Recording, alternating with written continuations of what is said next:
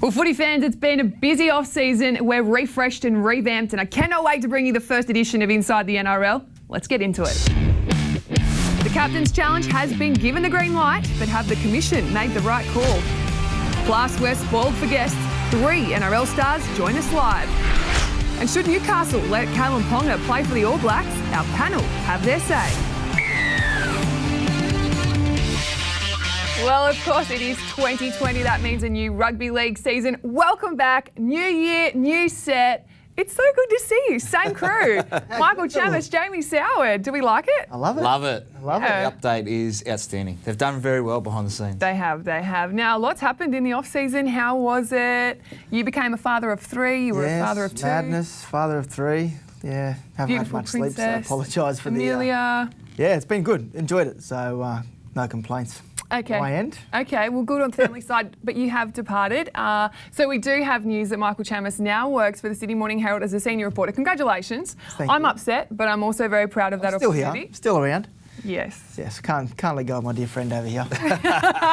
The banter in 2020 will get even bigger. Now, what about for you? Yeah, look, quiet one for me, looking after my little daughter. So looking forward to the footy starting back. I think we had a little bit of an entree with the Nines and then the All-Stars, and now the trials are starting to get a little bit, they're all done and dusted. So looking forward to being back and starting the footy season. Jamie, I thought you were going to give yourself a plug for Sweet or Sour podcast. Oh, yeah, I've got the Sweet and Sour podcast. Make sure you subscribe. No, look, I've just been... doing some stuff on the side, but looking forward to the season starting. Definitely. Now, over the last off-season, what's been the biggest highlight for both of you? Oh, for me, it's Latrell Mitchell having the courage not only just to walk away from the Roosters, but then to say, I'm signing with the biggest rivals and joining South Sydney. To me, that's the biggest storyline of 2020. Latrell Mitchell at the Bunnies, at fullback. Love it. What about for you, Jamie? I think the way the NRL community's pulled together through the recent tragic bushfires and how they've been able to, do events like in Bega, go out and spend time in the community. All clubs have put their hand up at some stage. So I've been really proud to say that, we're a part of a game that was so inclusive of what went on in Australia and so aware and so many players doing things. So really proud for the NRL community. Yeah, it was fantastic, and you will talk about that a little later in the show. Mine was the All-Stars. I love the All-Stars every year. I love the Māori and Indigenous cultures coming together, and we celebrate that. It was a fantastic week on the Gold Coast. But let's get into some football news. And breaking news today, of course, is the Captain's Challenge has been officially approved by the Australian Rugby League Commission. Gents, right choice. Do we like it, Michael? I like it. I'm concerned for a few things, but I like it. Overall, I think the innovation is what the game needed. I think to allow the howler in the game, to make sure we eradicate that from the game is important. I just think there's going to be some instances where we see teams taking advantage of the situation, and hopefully the game doesn't slow down too much. Yeah, I think the game's going to take a while to adjust, and the fans are going to take a while to adjust what's going on and how players use it as well. So I wrote an article for tomorrow that just some of what you're going to go through as a player. You're going to have to make a decision straight away. Do you use it in the first 10 minutes? Do you trust the player that's made that mistake? So it's only for in play, really. It's only set starts. That's what we're hearing. We saw on the weekend Adam Reynolds. This one right here, right play to challenge it for the Dragons, but are we going to see too many stoppages? Are we going to see players looking up for replays on the big screen before they challenge it? We're going to have to wait and see. But I thought on the weekend that they got it right. So do you think that coaches and players will find a way to manipulate this rule? Is that what you're both sort of suggesting? Well, that's what they do. That's what the design. All the rules that come in. I would hope not, but this sort of leaves no room for error, really. Like, if the players can only challenge it, they're not going to be challenging tries. They're going to be sent up to the bunker anyway. So it's only going to be... I just hope the game doesn't get too stop-start. If we have 4 tries go up to the bunker and we have 2 captains challenged in the first half, there's 6 stoppages.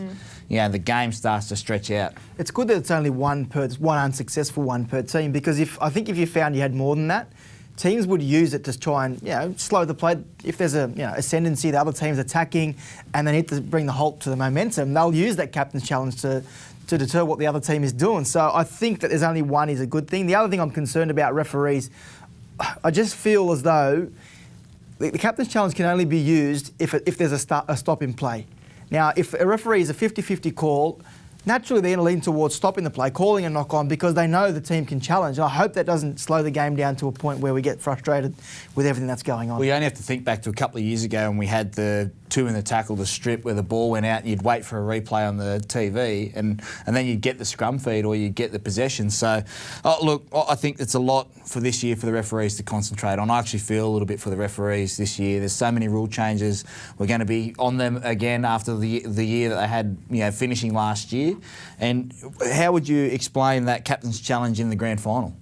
Well, there was nothing would have changed. Well, would it? Because technically, they ended up being the last tackle, so maybe they would have been able to go back and look at it. So there's going to be a lot of grey area. I think the idea is right, but for the first 12 months, I think as fans of the game, we're going to have to be patient with it. Yeah, there's always new rules and new things happening. I think it'll be good for the game. But let's talk about, of course, there's other news. Peter V'landys, the chair of the NRL, wants to bring in sort of funding. It was in your column today, Michael, about suburban grounds getting funding if Allianz Stadium isn't finished in time. So can you explain that for us? Yeah, look, Peter V'landys has made no secret of the fact that he wants to bring suburban grounds up to date. They're dilapidated at the moment. And there's a bit of discussion around the rebuilding of Allianz Stadium, whether that's on schedule. The NRL's been told it's 6 months behind at this point. It'll be open. The SCG Trust believe it'll be ready by the 22 grand final. If not, the NRL see this opportunity to say, you know what, you haven't stuck to the timeline. We're going to lose millions for not being able to play this game at the venue. We want a compensation payout that will allow us then to invest in suburban grounds. Whether that happens or not, only time will tell. But there's no doubt Peter V'landys, one of the big areas he's focusing on is making sure that suburban grounds and the tribalism that we all grew up in watching suburban grounds when they were far more up to date than they are now. So that's one of the big ticket items for Peter V'landys, and he'll keep pushing. Okay, Jamie, if you get to decide which grounds get new boutique stadiums, who are you going with? Well, I would like to think that the teams that play there, all their home games there, get the right of way. And if you do have two home grounds, and say the West Tigers, you're out at Campbelltown and you're at Leichhardt, I think that probably takes you down a peg. I would like to see Brookvale done. I think it's a fantastic place, horrible place to go and play if you're an away team because the sheds are awful. But in terms of what the historic feeling when you go into that ground, I would love to see Brookvale done. I think that deserves the people on the Northern Beaches. They deserve an upgrade in their facilities. But if you're looking everywhere else, Penrith needs some. Every ground needs some. But I think you're going to see more and more teams in Sydney sharing stadiums, which may help ease the cost of just the NRL. Looking for funding. You may see A-League sides. You may see we've seen Sydney FC go to Cogra. Maybe the Sharks move there permanently. We'll have to wait and see. Yeah. Do we agree that it's the right thing to focus on suburban grounds, or do you think we've got it wrong? We just need to go 2 or 3 big grounds and just fill them up? No, I think you have to stick with your suburban grounds. I'd like to hate to think that we're going to ask Manly fans to come to Allianz every second week. Well, that's what I'm saying. Yeah. They won't travel. So you got to reward local fan bases, and we've been doing it for a while now. When you talk about teams that need an upgrade, that Brookvale Oval has been like that for years. It's a good talking point. It'll be interesting to see if it happens or not. But you said Brookvale. We've got Daly Cherrans coming on, so we can definitely ask him that question if he feels the same way. I have a feeling he might feel the same, but let's take a look back at the Manly Sea Eagles and how they bowed out at the 2019 final series. Josh Dugan is going to kick off to start this sudden death final. Playing a 10 out. Jerry Evans, Sylvie will score another one. Now for Fanua Blake, and Fanua Blake, he's put it over the line. This is the last. Jerry Evans outside, inside, and Manly have got in again. Yeah, and now the crowd, they know now they're heading to ANZ next week to play against South Sydney. One of these two will be not here next weekend. He got it to Garrick. Garrick inside 10, gets the ball away. Jerry Evans has scored. Surley now is inside the 20. He's gone all the way himself. Surley has scored one of his own. Oh no, No, surely not. Jake Trbojevic heading to the bin, I think. It's not even a penalty. Mate, it's a professional. No way. These people are gone mad who are in charge of the game. With the enormity of the call, we'll know that in about 13 minutes from now. Manly with 12 players. It's gone out to Sutton. Steps up his left foot. He's going in. John Sutton scores. So Souths, they win the football game. 34, Sea Eagles 26.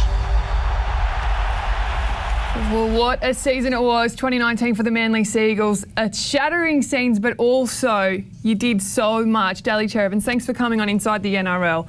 Highs and lows right there.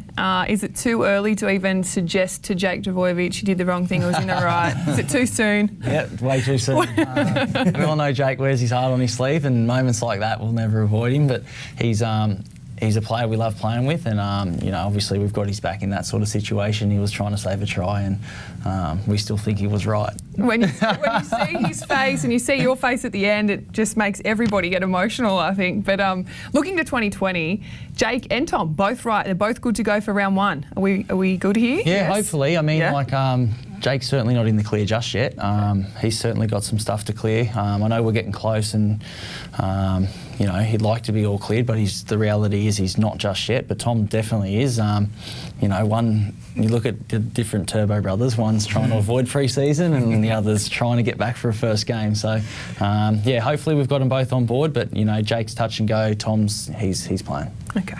Now, you look at your team, and it's obviously pretty similar on paper to last year, and a phenomenal year for the Seagulls. Most people probably expected you wouldn't do so well, but the notable one for me is no Manase Fainu. I know the situation's out of your control, but the impact of the team on the team without him, how big is that to the Manly side? At the start, it was obviously pretty sort of gut-wrenching to hear the news, but the reality is it's out of our control. We can't do anything but support Manase. I feel like while it was really hard to deal with at the start, what we have been able to do is move on as a club, and we've got ourselves another hooker. Whereas the teams in the past with the stand-down policy maybe haven't had that void filled by another player, we've actively gone out and filled it. So for that part of it, that peace of mind, I do feel like we'll continue on. But as a teammate and as a mate of Nase, I hope he's all right, and I make sure that hopefully he's doing well and keep up to date with him. But hopefully we get him back one day. He's a great young kid and he's a very, very good player.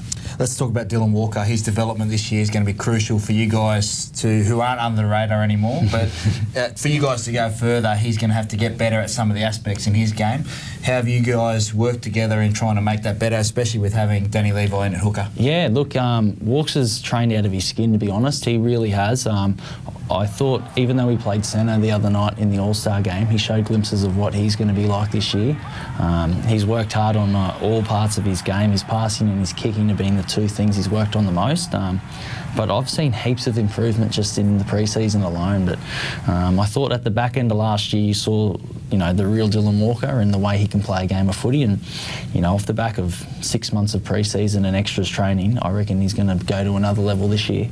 We speak about players, but when we talk about suburban grounds, we mentioned it earlier in the show.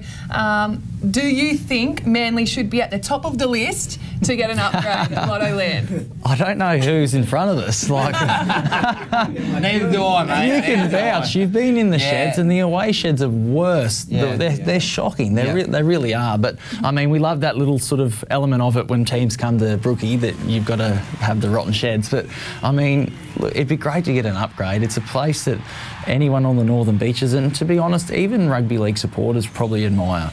On a sunny day, we're going to have round one there on a Sunday afternoon, and against a rival in the Storm. I think the stage is set for another big crowd, and hopefully this season some big crowds. I don't know what else we're going to do to sort of poke them along to get that upgrade. But I mean, it's a great crowd. It's a great stadium, but I think it is due for a bit of TLC.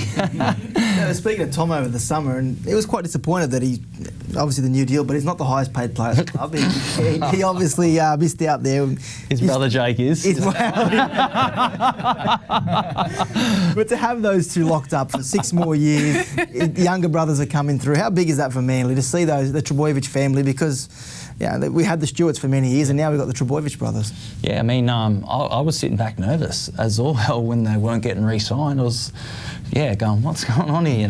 These guys are arguably like the cornerstone of Manly at the moment. So their performances, you know what you're going to get every time they run out there, which in the NRL is something that clubs obviously really want to attach to, is that consistency. And they're rep players. They hold themselves in, like the best way possible when it comes to professionalism around a club. So to have them long term, it's really exciting. I know I'm going to be able to hopefully play alongside them for the rest of my career, and that's something that I really enjoy.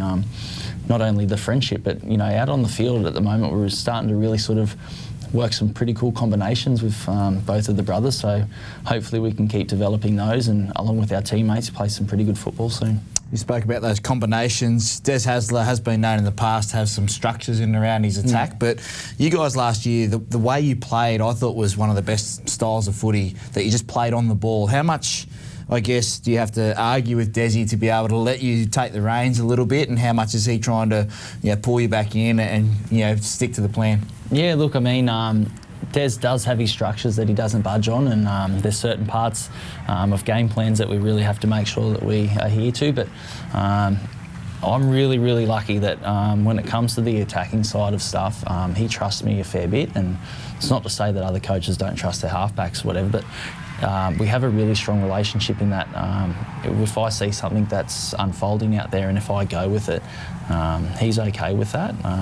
Obviously, like any player in our team, we've got accountability. If I go and do something that's not in the game plan and I muck it up, I'll make sure that, the boys will make sure that I'm held accountable at training on a Monday morning. But, Des is really great to work with. It's certainly a different relationship that I've got with him now, say, as to my first year. But attack-wise, I really enjoy working with Des and trying to get the best game plan for our team on the weekends. What about the younger stars? I mean, we talk about Ruben Garrick, ad-lib football. Does he usually listen to you? Not really. Look, he's a great young kid. He had a big year last year, and I think it got to his head. And now That's funny you say that, because I was over at Narrabeen last week and I was a little concerned. We were talking to him about rookie reflections. Yeah. I asked him if he knew who the halfback skipper was, and this is what he had to say. No, he didn't put any pressure on you? Is that? Who's that? He's talking about his debut. No, DCA. He was trying to... Who's that? Oh! Oh my God, that was the best! You know what? I've tucked him under my wing, given him everything I could, experience, advice, and he goes and does that to me. Yeah, he said it right in front of you as well, and I was actually the one who didn't catch on to it quick enough. But you said you'd get him back. Here's your chance. But what have you got anything to return? No. I'm going to play it.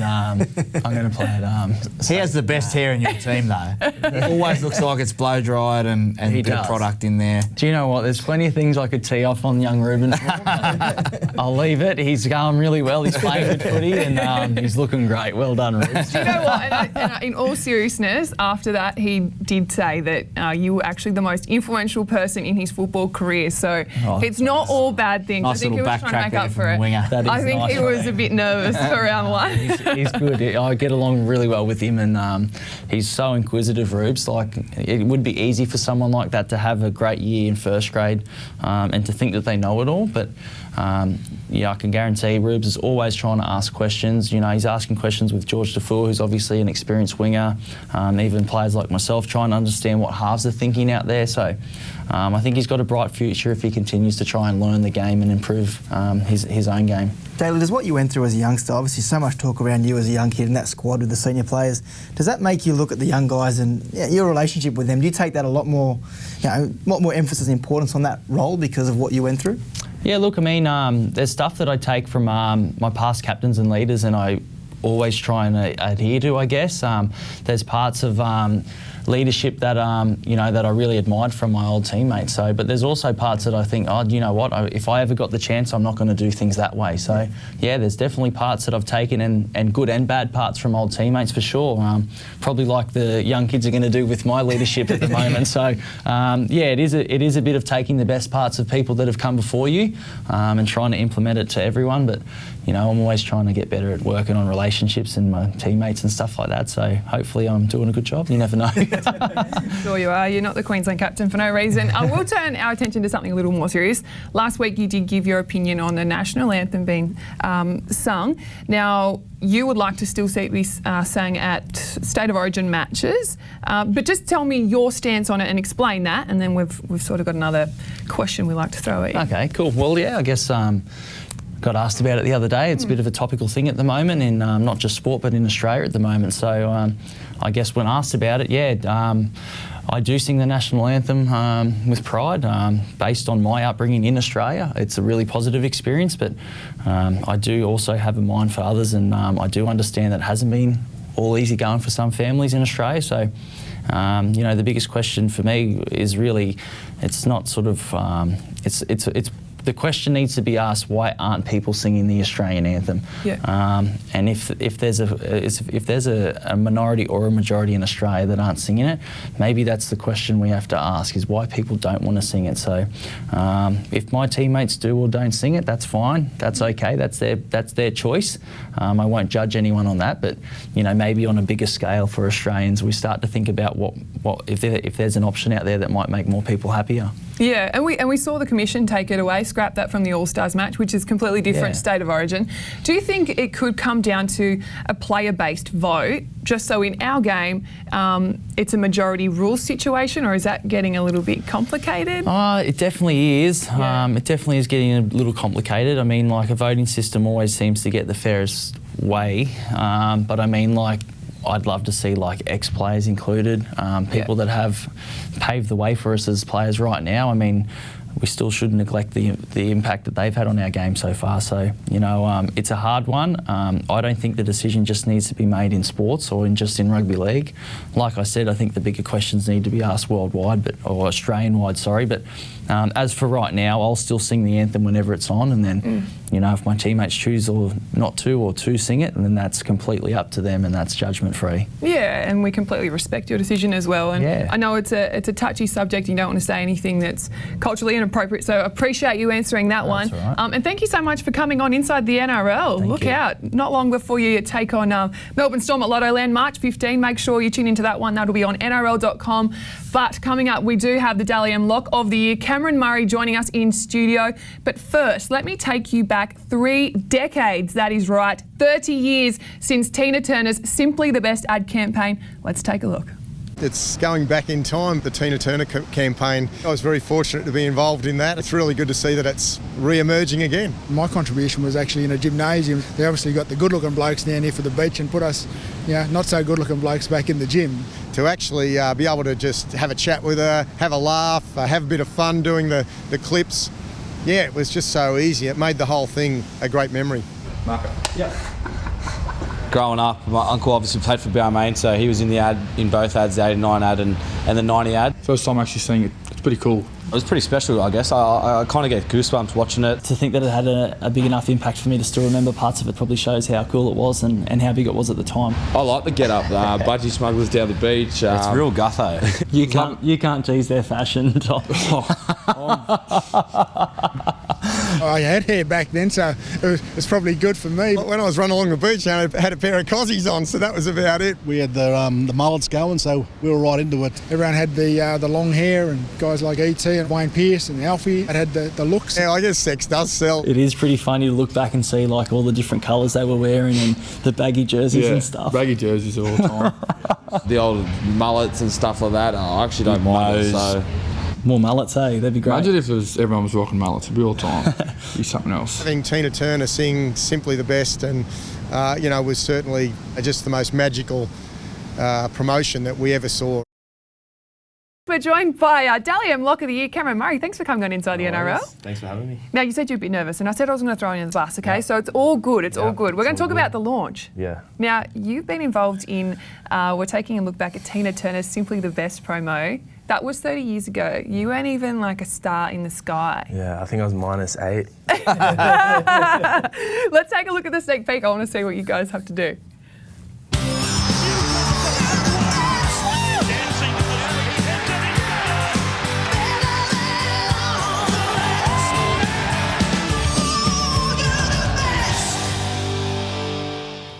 I don't even know if I saw you on there, but that 15 seconds went really, really quick. Yeah, what was it like? What was your part in playing in that ad? Actually, I sat down with Damien Cook, and I was telling you before, it was a nice contrast. Damien's a bit more of a footy head than I am, so he knew a few more people in there, and probably... He's a bit older too. Yeah, exactly. So he's probably a bit more used to the ad, but it was really good for me to sit down and look at it, look at all the old players, and look at how big an event or kind of like how big it was back in the day. And how much it would have hyped all the fans seeing something like that. So it's great that they're bringing it back this year. Yeah, Tina Turner. Have you downloaded the song? Yeah, I think I've got it on my Spotify. Good. Yeah. Not enough shirts off. Right answer. That launches live, by the way, tonight on live on Channel 9, and then it'll be on our website a little later. Has the extended version got a few more beach runners shirts? Old school. I assume so. I'm not sure. That's the first. Don't reveal. Yeah, I'm not sure. That's the first sort of snippet. That's the plug, I think. Make sure you tune in on Channel 9 live in their news bulletin tonight, and then check it out on our website a little later. Gosh, Jamie. How's it all been, Cam? We're just settling in. You know, obviously, after the disappointment last year, I know some injuries really crawled you towards the back end of the year. Big change in the off-season with Latrell joining the club is sort of bringing a little bit of an uplift to the joint. Yeah, he has. He's settling really well. It's like he's been here forever. He's got a lot of close friends there already, and he's happy, and he's looking fit. So he's I think he's in for a really big year, and we've all had a pretty good pre-season under our belt. I think everyone's more than ready for round one to come. So we had a good little taster last week, yesterday or 2 days ago in Mudgee. So great to get the cobwebs out of the way and start playing some footy. Was it feeling like you guys just ran out of troops towards the end of last year to compete with the big guns, or was it, have you had to change some things in the off-season to be able to go that next step? Yeah, I'm not too sure. I haven't thought about it too much, actually. I wouldn't use that as an excuse that we ran out of troops or anything like that. I just don't think we played to the potential that we all knew we could play, so it was disappointing, like you said, but the beauty of footy is there's always a next year, there's always a next time. So, like I said before, we've had a really good pre-season under our belt, and we're looking forward to this year. Cam, I think we spoke about it off air, but you're so young, you've only just turned 22, and you're trying to work out that balance with head noise and also on-field performance. Yeah. What do you do? Like, tell us, I guess in a week, what are you trying to do to make sure you're switched on for that? For the game? I like my routines. I wouldn't say that I'm too OCD about it, but I am a bit of a perfectionist when it comes to routines and stuff like that. So just the standard stuff, I always try and get a good night's sleep. I always try and compete at training and get better. What's your favourite meal? My favourite what? Yeah, do you have a favourite meal? Do you have to have a favourite meal before you play your game? Not really. Normally like a pasta with some sort of maybe chicken or steak or something like that. Yeah. Carbs and the protein in. But so like I said, I'm not too OCD about it. I am a bit of a perfectionist, but I try and stick as closely as I can to my routines. Yeah, for sure. Cam, help all our fantasy players out there. This move to the edge. What does it mean for Cam Murray? What does it mean going forward? Are we going to see a lot more of you, a lot less of you? What's the plan? I think the plan is to see more of me. I think the plan was to move me out on the edge, kind of save me for that first 20 minutes there, and then move into the middle. After the sting of that first 10-20 minutes at the start of the game has sort of died down a little bit too. So I think, the plan is to just keep me on for a bit longer than I was getting last year. And obviously it's not going to come straight away because, I don't have that match fitness under my belt yet or anything like that. So, I'll start on the edge. I still got a lot to work on there. But really looking forward to the challenge. I played a little bit growing up in the juniors and stuff like that there too. So, I don't think it'll be too dissimilar to what it was last year. I'll just obviously be starting out on the edge. So what are you telling me? It's first round draft pick, that's okay? Still happy with that? Yeah. 800,000 is a bit expensive for my liking. Look, a bit of talk around Kalen Ponga. He's talking about a deal where maybe he can go and play in the World Cup. You've got a union background. Would you ever consider something like that if Souths came to you and said, we want to extend you, but if you wanted to pursue a World Cup, we'd let you? It's definitely something I'd love to explore down the track. I'm pretty young now, and I've always stuck strong to the idea that I really wanted to start in rugby league first and get my foot in the door and kind of establish myself as a rugby league player first, and then if opportunities down the track open up, then I'll explore it then. So I think the World Cup coming up is probably a little bit too close for me. Preferably, I would prefer to stay in league a little bit longer. And like I said before, if the opportunity arises, we'll go from there. But it's definitely something that I'd love to go and explore. You definitely have a bright future, and you've been one of the very popular football players that everybody's loved to watch. So we look forward to seeing you again in 2020. Thanks for coming on Inside the NRL. No worries. You did great in your first appearance. We loved it. We loved Thank it. Now let's turn our attention to, of course, the bigger match. The Parramatta Eels and the Penrith Panthers took their game down to the Sapphire Coast. They raised more than $5 million into the economy, and NRL.com did a beautiful piece on a local farmer. Let's take a look. It's like a bomb went off. Like it was a tornado with fire on it. We were lucky, mate. Like it was coming at us, and I don't know how I'm here talking to you, Zach. You sit here, Tim, and you say that you're one of the lucky ones. Yeah. But you lost a brother and a father. I wish I knew why. We fought fires till 11 o'clock that morning, and knowing that your brother and your father's dead over the hill. Yeah, it's just shit. I'll never ask for help, but we all need help, mate. I've got big shoulders, I'll keep smiling if I can. Oh, yeah, the boys. Hey, mate. On behalf of us as Parramatta Eels, the Mental League Foundation, we just came to bring $7,000 worth of product and services from the Southern Farm Supplies in Bega. So that's for you. Oh. There you are. No, you're all right. There you go. Oh, bloody hell. Sort of help you along the way. And well, a bit more fencing gear, mate. That's good. That's good.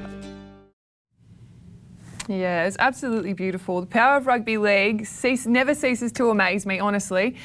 Gents, you saw the game on the weekend. It was a fantastic result. But first, just talking about the power of rugby league and what we can do to sort of comfort people who have gone through these devastating times. Did you like what you saw on the weekend? Well, we've seen the power of the game. We've seen it over many instances over the years. They go down to Bega and a lot of people come to the game. But it's not about the game that actually inspires a lot of people. You see here with the Eels and what they did going out to many places that they did with farmers. I think the game should be proud of what it's done, not just for the bushfires, but over the years we've done pretty well coming together and helping people out. Yeah, definitely. And I will just say that full story is on NRL.com. Zach Bailey, Dave Kennedy and Morgan Taylor put that one together, and it's just beautiful. NRL.com team showing off those pieces. But what about for you, Jamie? Yeah, look, I think that anytime you can go out and play in the country, every club should have to take one game into the country each year. I'm really passionate about that. I think that you've seen it go to Bega now, the success down there, obviously for a different reason, but we've seen it go to Wagga, Port Macquarie recently with trials. If you go out there for 2 points, you may even double that, and spend the week down there. We used to go to Bathurst for Penrith and had a really good week up there with the locals, did a couple of clinics, and you get a chance to go away and escape that Sydney bubble that is the NRL for 30 weeks. So I think in the future I'd like to see more clubs commit to that long term and go out there and spend the week there. Yeah, it's my sweet or sour. Nice easy one to start this year. Nice easy one to start. Yeah, nice sweet one. But it's when you look at the story that Zach and the crew did, and you listen to what people have gone through, and you realise that taking a game there can uplift that community and put smiles on faces. We're doing our part as a game. It's great stuff, isn't it? Let's talk more about the football, though. Nathan Cleary was a standout, also Mitchell Moses, both halves on opposing sides, but still a draw. What was your take on that, gents, and who do you think will partner Nathan in the halves? I think it'll start with Jerome Luai, but young Matt Burton, I like what I see from him. It won't be long before he'll be the number 6 at Penrith.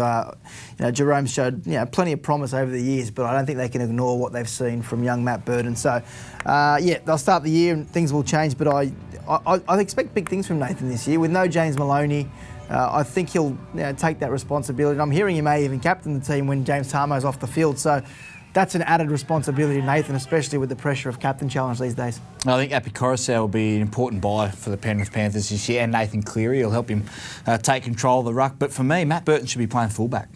They lack a quality ball-playing fullback for a while now. They've had, Dylan Edwards and Caleb Aikens are great at what they do, which is supporting the ball. They get the set started. But if you're talking about teams that win regularly, they have that mix of bringing the ball back, but you have someone that can put on plays. And if Luai is to start in the halves, and he'll get an opportunity because he's been waiting. Matt Burton can control down a short side for you and be that X factor that maybe they've missed the last couple of years in that spine. A dangerous spine of Coruscant, Cleary, Luai and Burton for me could be the mix the Panthers need. Do you like what Ivan Cleary's done with the Penrith Panthers? Do you think whatever 17 they name is stronger than what they would have named last year? Coruscant's the key. Yeah. Coruscant's the key for them. He plays with he comes out, he can play with the forwards, he can slow the tempo, he can take off from dummy half. He's going to be key. And they just don't look like the team last year that we're just going to throw the ball to Viliama Kikau and say, righto, you run over 8 people, and if you don't do that, we don't know what to do. Well, we saw when Mitch Kenny came in, and Mitch Kenny is no Api Coruscant, but as soon as they started to have a little bit out of dummy half and have some options, they started to win games towards the back end of the year, the Panthers. So I think with Api there, they'll cause some teams some trouble. Do you read too much into the first trial games for the Parramatta Eels? Oh no, they're a premiership contender. Don't make no mistake. I think. Hey, they're the favourites. Yeah, well, I've got them winning the comp as well. I don't think there's a weakness in that team. They're well stocked in the forwards. They've bought well. Ryan Madison, Regan Campbell, Gillard, and Mitchell Moses. I think is in for another big year. That try he scored on the weekend, the chip and chase, and with the guidance of Andrew Johns there, I think the Eels can win the comp. The drought could be over. Yeah, the Parramatta fans. This is the most excited they should have been or should be in a very, very long time. They are heavyweight contenders. Look, the other teams will be there, but for me, Mitchell Moses, what I've seen, his maturity over the last 2 years, especially after they went through that poor season, has been able to come out the other side. Now he looks like the leader that we all thought he was going to be at an early age. Yeah, well, time will tell. Round 1 not far away, but we're not going to talk to a Penrith Panther or a Parramatta Eel. We are now going to talk to a Canberra Raider, Chance Nickel-Clockstad. Thanks for coming on Inside the NRL. Hey, cool. Thanks for having me. Now, I've seen you've been quite busy in the off-season. How was it? What holidays did you get up to before you have to get into the thick of pre-season and start football? Yeah, fairly busy. Started off, the Kiwi store finished off in Christchurch, so I thought I'd spend majority of my break there with my family there in New Zealand, and I thought with the extra time off, I thought I'd take the opportunity to go over to the Cook Islands with my kids and visit my nan that I haven't seen for like 10 years or something, and get back to a place that I call home as well. So it was really exciting, really cool, and I'm glad I made the trip. Yeah, Chance, how do you handle this season? Last year, the Raiders came into, pretty much surprised everyone making that run through to the grand final. There won't be, you won't be let off from the critics this year. There'll be a lot of pressure on the Raiders to deliver again. Do you think that's a good thing for the team? Because it's probably stronger on paper than you were 12 months ago. Yeah, I think the pressure from the outside is, I guess, not as much as the pressure we have on ourselves. We fully understand that. We done well last year, and we're really proud of our efforts. But we also know that we didn't achieve anything. We fell short at the end there, and we're just like the other 15 teams there. So we're coming into a new preseason, as hungry as we were last year, even hungrier. And we're just wanting to put our best foot forward, and that starts in round 1. Chance, how has the playing group and the coaching staff addressed coming so close last year but not getting the chocolates at the end? How you guys addressed that going into pre-season, and have you watched the game? I haven't watched the game, man. It hurts me every time. I'm seeing highlights and everything on it. Still burns, and we I guess we addressed it. I guess looked at the little moments that we missed and looked at the opportunities that presented themselves and we didn't take. So we needed to take the learnings from them, and we had to do that for us to get better. And those are some of the things we've taken into this preseason, and we definitely want to build off. Chance, do you think you will ever watch the replay, or you won't? Nah, never. Never? I don't think I'll ever watch the grand final. Oh, okay. We won't dwell on it. But for you individually, you had a brilliant season last year. Can we talk a bit about your form and coming into this season? I guess when you look back, you're in a very different situation last year. How good is it that your rugby league career has just ignited into something fantastic? Yeah, obviously individually really proud of, I guess, what 12 months has done for myself as an athlete and I guess as a person. A lot of things have changed since back then, and for me, I guess nothing changes. I guess I'm probably a little bit more confident going into the season.